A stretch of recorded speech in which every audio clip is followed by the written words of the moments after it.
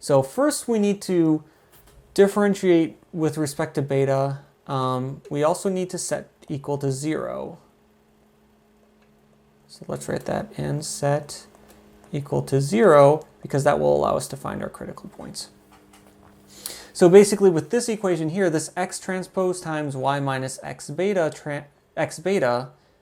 this thing is the derivative of the residual sum of squares with respect to beta. And here we're just setting it equal to 0. Now, this is the first thing, is where does this equation come from? And we actually have to do quite a bit of work to get to this. So let's start doing that. So I am looking for a good place to write. That is the one thing about this. Actually, what I am going to do is I'm going to write it over here. Okay, so we have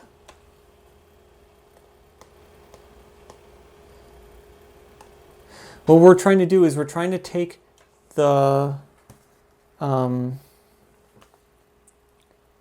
we want to take find the derivative of the residual sum of squares. So let's do this. So the residual, first of all, let's understand the residual sum of squares evaluated at beta a little better. So this,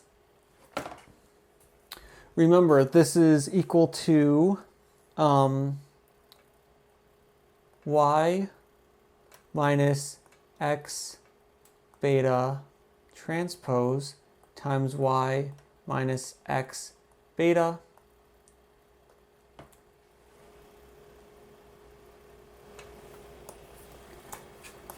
So now with multiplying matrices and adding and subtracting matrices, the algebra works out really nicely. So this is, we can basically just multiply this out. So this is going to be, we get y, first of all, transpose works well with addition and subtraction. So this is y minus x beta transpose. So this thing is being multiplied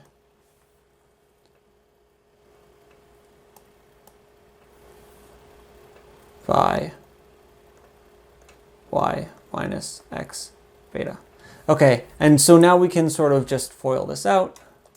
So this is y transpose times y, and then we are going to subtract y transpose times x beta, and then we are going to subtract x beta transpose times y, and then minus and minus mix plus, so we're going to add x beta transpose x beta. Okay, so now what is this? So this is going to be equal to y transpose y, and then we're going to subtract, so this is y transpose times x beta. And here, so with x beta, let's actually write out what this means. So x beta, x is n by p, beta is p by 1. So this is going to be an n by 1 matrix. So that's a column vector of length n. So the first entry here is going to be the first row of x taking the dot product of the first row of x with beta. So that's going to be, let's write this as a, so this is the sum from I equals 1. And this dot product, so there are p columns. So beta has p entries. So this sum is going to go from I equals 1 to p. And we are going to multiply x, lowercase x. So this is the first row. So it's going to be x1i beta I. And to emphasize here, xij is going, so xij equals row I, column j of uppercase X, or uppercase bold X. Okay, just so that that notation is out of the way. All right, and then at the bottom of this, we start at the first row, and then eventually we're going to go all the way down to row capital N. So then at the end, we'll have sum from I equals 1 to P, X capital N, I, beta I. And then you have everything else in between. So we have minus that. So now this is being, and so then we also have, of course, we still have the remaining terms, X beta transpose Y plus X beta transpose X beta. Okay. But this thing that I wrote out here, this is X times beta. So that will help us with a lot of the other occurrences of X beta here. So let's write out let's expand this even more. So we get Y transpose times Y. So this Y transpose, so this is a row vector, it's 1 by P. And so basically what we take every entry of this vector Y and we multiply it by an element of this column vector here. So, and then we add all of those together. So what we end up with is this is going to be, so there's the minus sign there, we have the sum from j equals 1 to capital N because there are capital N entries of the vector Y. And we're going to take Y sub j and multiply it by the corresponding sum in that column vector X beta. So this is sum from I equals 1 to P. And so this is going to be xj I beta I. Okay, so that's the second term. Now the third term is going to be the exact same thing if you look at it, because basically instead of Y being a row vector and X beta being a column vector, here it's the same thing, but X beta is a column vector and Y is a row vector. Do I have that backwards? Here X beta transpose is a row vector and Y is a column vector. But when you take that dot product, you end up with the same result. So I'm just going to write this as minus 2 times this sum. All right, and then we're going to add this thing. But this is just X beta. So X times beta, this gives you a vector. Again, it looks like this. And when you take its, you're basically taking the dot product of it with itself. So what you're doing is you're just taking each of its entries, squaring it, and then adding all of those together. So what is this going to look like? This is going to be the sum from, let's see here, there are capital N entries here. So it's the sum from j equals 1 to n. And then the individual entry of the vector is the sum from I equals 1 to p of xji beta I. We're going to take this and square that entire thing. Okay, so there. So this is sort of the residual sum of squares of beta written in a way where where basically all of the betas are no longer in a matrix form. And that makes this a little easier to work with because now we can go through, let's see, I'm just going to separate that a bit. Now we can go through and actually figure out how to find the derivative of this. So what this means now is, or rather this implies that if we take the derivative of the residual sum of squares at beta, and we take the partial derivative with respect to a particular entry of the vector beta, because remember, beta is a vector. So I want to start by taking the partial derivative with respect to a particular coordinate of that vector. And so basically what this is we're taking the partial derivative with respect to beta sub k of this whole thing that we just computed. So let's start doing that. The y transpose times y, there is no beta in that, so that's just a constant, and its derivative with respect to beta k is 0. Then we have this minus 2 times this sum, blah, blah, blah stuff. So the derivative is going to come because derivatives can pass through scalars and through sums and everything. And so when you pass it through everything, you end up with the sum from I equals 1 to p of the derivative with respect to the partial derivative with respect to beta k of xji beta I. So what are these terms going to look like?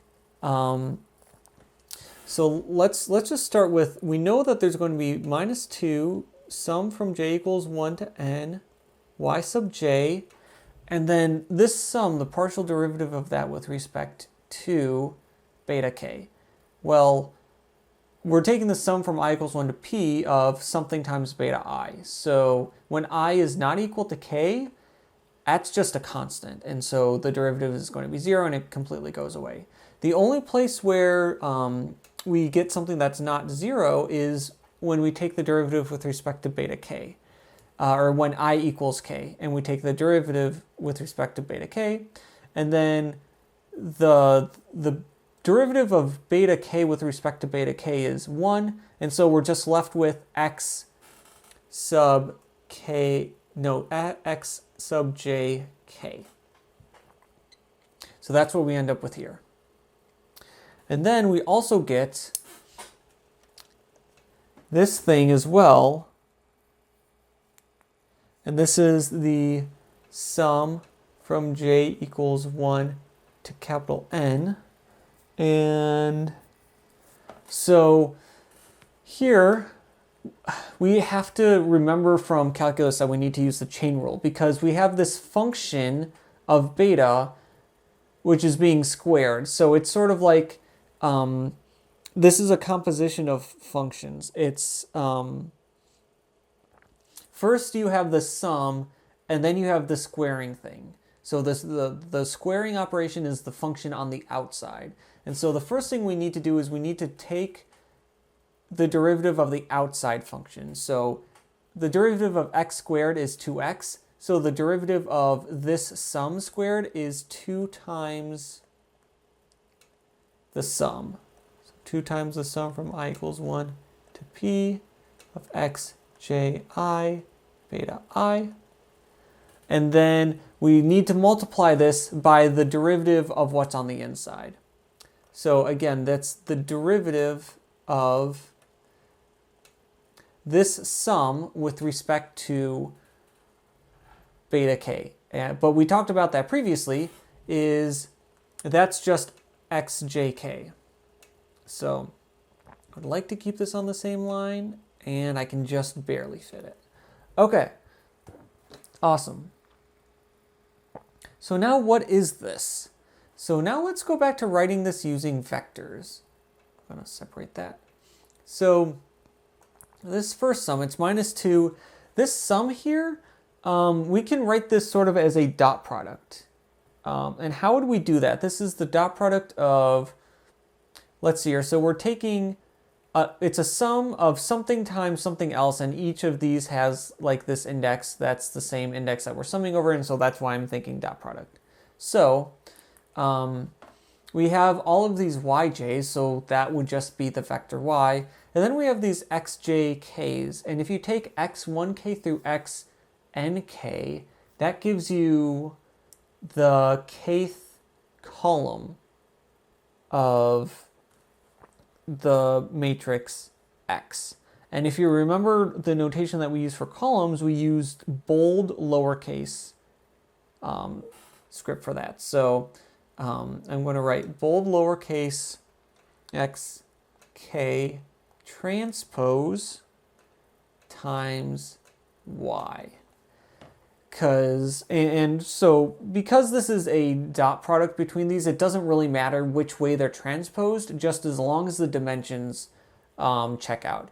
So xk, that is in and of its, so lowercase bolded x sub k, that in and of itself is a column vector. So when we take the transpose, we get a row vector, and y is a column vector. So, and also let's make sure the dimensions check out. So each column of the matrix capital X bolded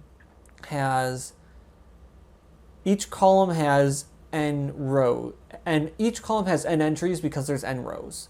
So this xk transpose, this is a 1 by n row vector, and y is a n by 1 column vector, and so the dimensions work out. And this will just be a dot product, and it just is the exact same as this. Okay, so here's this. Now here we add 2, the 2 can come out front, and here we also have something. Now this sum from I equals 1 to p of xji beta I, actually I'm going to write this out in 2 steps. So this is going to be the sum from j equals 1 to capital N, and we have xjk here, and then this sum here, this can be written as a dot product. So this should just be, is this just x times beta?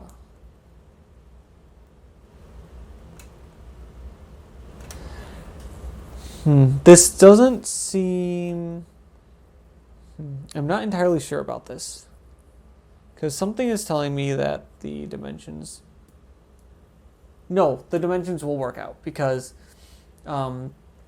this sum here,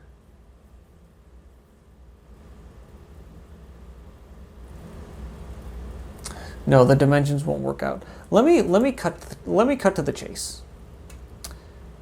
This is going to be x sub k transpose times x times beta. And why does this work out? This works out because, so xk transpose, again, this is a row vector. X beta is a n by p matrix times a p by 1 row, or p by 1 column vector, and so that's going to give us a n by 1 column vector. And so the dimensions of xkt times x beta, these two things are going to, those two things can be multiplied together. And let's make sure that x beta gives us what we want. So x times beta, the first entry of that is going to be the first row of x, taking the dot product of the first row of x with the entries of beta. And so that's exactly what, so if you're to write this out, this would be a column vector, and first entry would be the sum from I equals 1 to p of x1i bi, or x1i beta I, and then the last entry would be the sum of from I equals 1 to p of xni beta I. And then if you take the dot product of those things with these entries of this row vector, which are going to look like, let's see here, it would be x1k, x2k, x3k, all the way up to xnk. If you take that dot product, you'll get exactly this. And so this checks out. All right, so now we can actually do something with this, because if we think of what the derivative of RSS beta is with respect to beta as a whole, the entire vector, we can sort of think of this as, like the best way to interpret this is as a as a vector, or as a column matrix, where the first entry is the partial derivative with respect to beta 1, and the final entry is the partial derivative with respect to beta p.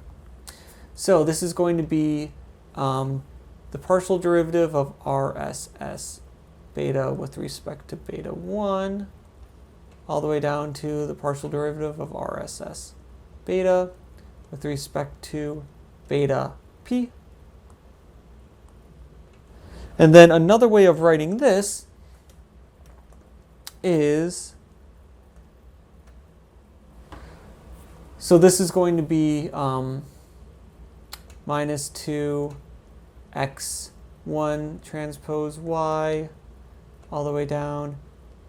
Oh, and well, there's a lot more to write, so let me give myself more room. So minus 2 x1 underline transpose y plus 2 x1 transpose x beta all the way down to minus 2 x n t y plus 2 x n t x beta. And another way of writing this is by setting this equal to minus 2 x transpose y. I've forgotten a bunch of underlines here, but whatever. Plus 2 x transpose x beta. And this works out because each of these xi transposes, this is basically just a separate row of the transpose matrix. So when you put all of these rows together, it's the same as just taking the entire transpose matrix. Okay. So we have this, and if we set this equal to 0, then what we can do is we can here. So if this equals 0, then that's the same as, let's see here, we have, we can divide by 2 because 0 divided by 2 is 0, so we have 0 equals x transpose y plus x transpose x beta, underlines here, and we can factor out the, we can multiply by minus 1 because whatever, we're multiplying 0 by minus 1 is 0, so we can switch the signs, and we can also factor out this x transpose. And that should be what we are looking for. Right? Yeah. 0 equals x transpose times y minus x beta. Okay. And then let's say we want to solve for beta here, then we have to assume that we can actually, so this is going to be, if we move this x transpose x beta to the other side, this is going to be x transpose x beta equals x transpose y. And if we assume, like they say here, that x transpose x is non-singular, then it has an inverse, and we can write that as beta equals x transpose x inverse x transpose y. Right, so we're done, right? No, technically not. This isn't mentioned in the textbook, but remember, I said this thing about the second derivative. Sure, this is, setting this equal to 0 and finding a unique answer means that there is one critical point. But we don't know that that critical point is a minimum. Maybe it's a saddle point, maybe it's a maximum. And so we want to make sure that this is actually a minimum. And so what we have to do is we have to take the derivative. We have to find the second derivative. So let's see here. We have this first derivative.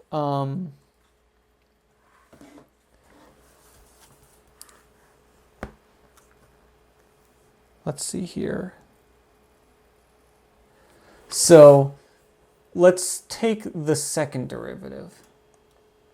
Nope, that is not what I wanted. So the derivative of RSS beta, let's say we're taking the second derivative with respect to beta k. I think this is how we write second derivatives. It's been a bit for me. Now basically we're just taking the partial derivative with respect to beta k twice. And this thing is equal to, well, what was the first thing? We had this formula up, we had a few formulas up here. Basically this first term is going to go to 0 because there's no beta involved. The second term is the only thing that really matters. So this is going to be the partial derivative, and now let's zoom in because I'm going to be doing a little more writing. So we have the partial derivative with respect to beta k of the first derivative. So remember, this term was 2xk transpose underline times x beta. All right, and let's multiply this back out. Actually, I could have probably just skipped ahead to this step. Because we had written this out in more expanded previously. So this is 2 times the sum from j equals 1 to n of xjk times the sum from I equals 1 to p of xji beta I. Right. This is just the definition of how these multiplications work out. And so what will this look like when we take the partial derivative? This partial derivative will come all the way to the inside and it will just affect here. And so what will happen is in this sum, every term will drop out except for the one term that involves beta k. And that will be when I equals k. So that term will be xjk times beta k, and taking the derivative of that with respect to beta k will make the beta k become 1, and so we're just left with xjk. So this is 2 times the sum from j equals 1 to n of xjk times, now the thing on the inside is also xjk, so this is just xjk squared. But look, this is, and by the way, this is the dot product of the, so let's see, we're taking j from 1 to n. So this is the kth column. So this would be, technically we could write this out as 2 times xk transpose xk, if we wanted to. But that's not really important. What's important is this step, because what we see is that this is a sum of a bunch of things squared. And if you take any real number and square it, you're going to get a number which is greater than or equal to 0. And so then this sum is summing all these things up is going to give you something which is greater than or equal to 0. And so let's see, I'm sure you could prove something about how, like,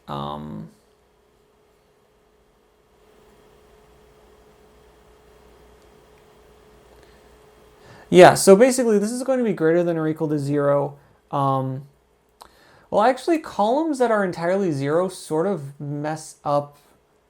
I think those can mess up your models anyways, so I'm not really too concerned about that. But basically, the fact that these are greater than or equal to 0 means that you're not going to run into a situation where you have, it's not going to be concave down. So this is truly a local minimum. All right, so we have taken this, we've computed this residual sum of squares, we've found the critical point, which is here, and we've shown that the critical point is indeed a minimum, and so this formula minimizes this beta. So this tells you if you set your beta, so beta is all the parameters of your model. So if you set your parameters equal to this, then that's the best you can do for this model. If you're measuring performance of your model by this metric, which is a very natural metric to use because you're just kind of computing the distance between your guesses and the reality. The distance in L2 and things like that, but basically like Euclidean distance between your guesses and reality. And so that's a very natural metric to use, and using that metric, this is the best you can do. So this shows us a few things. First of all, this is noteworthy because it is very rare in machine learning and in mathematics as a whole that you can, like, if you're given a complicated equation, typically you're not going to find this is called like a closed form solution. Basically what this means is this gives you a collection of calculations that you can do to find the exact value.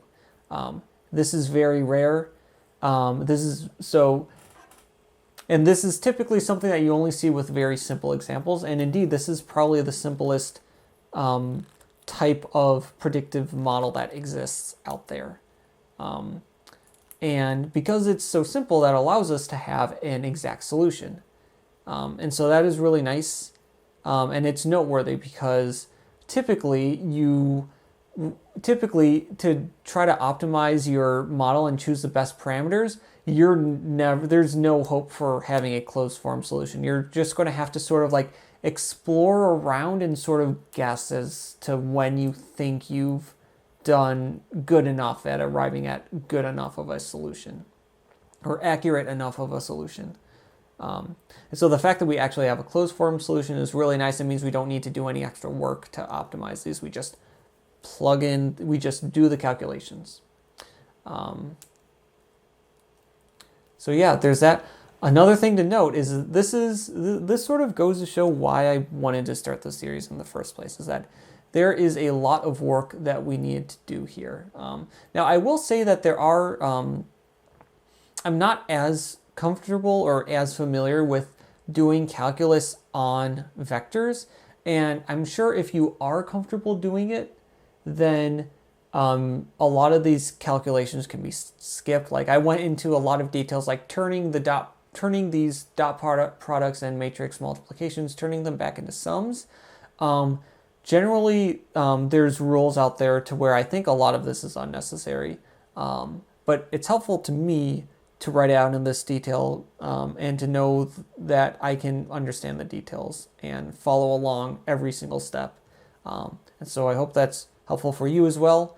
And so yeah, because if like this is a lot of work, and so it's helpful to see someone go through the steps so that you can get a full understanding of why these things work out the way they do and why these equations that just sort of seem to pop out of nowhere, understanding where they come from. So yeah, and then there isn't really much left for this. They just give an example here, and then they go on to the next type of model, and so that's where we'll pick up. There's one thing that I want to point out here.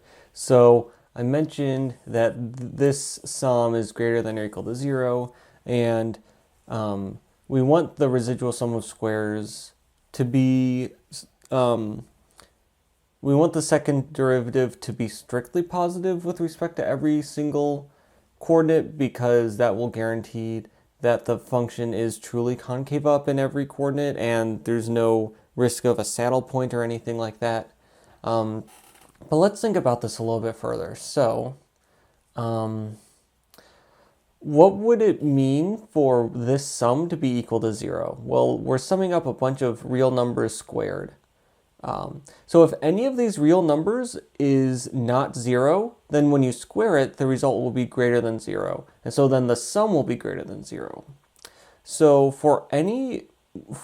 if one of these sums is equal to 0, that must mean that all of the coordinates of that vector, or all of these real numbers that we're squaring, all of those must be equal to 0. So let's see, remember xk, so this is column k of the vector x. No, column k of the matrix x. So if this sum is equal to 0, that means that every entry in column k of the matrix x is equal to 0. But now let's look at this. When we're trying to find the unique solution, we know it's given by this formula so long as x transpose times x is non-singular. But if it were the case that we had a column, let's call it xk, which consisted entirely of zeros, then when you compute this matrix x transpose times x, so x transpose, so if column k of x contains all zeros, then row k of x transpose contains all zeros. And so when you do the matrix multiplication, every time you take the kth row of x transpose and you take its dot product with one of the columns of x, you get 0. And so when you take this,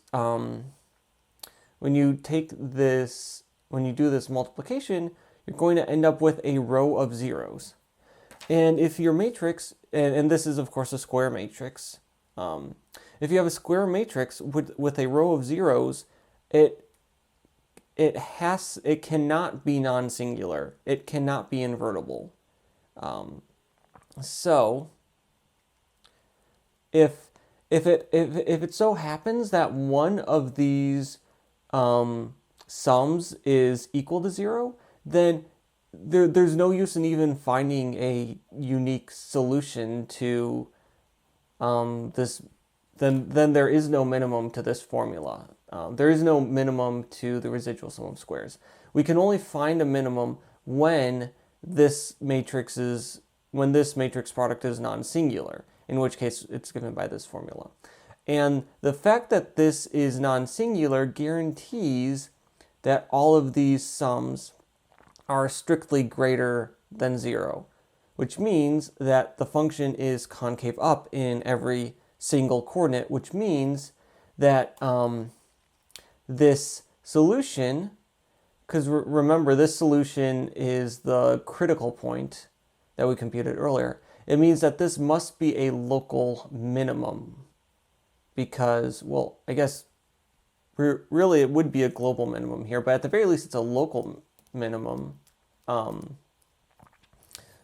It's a minimum because it is strictly concave up in every single coordinate. The function, the residual sum of squares function evaluated at this point beta is going to be concave up in every one of these, in every one of the coordinates.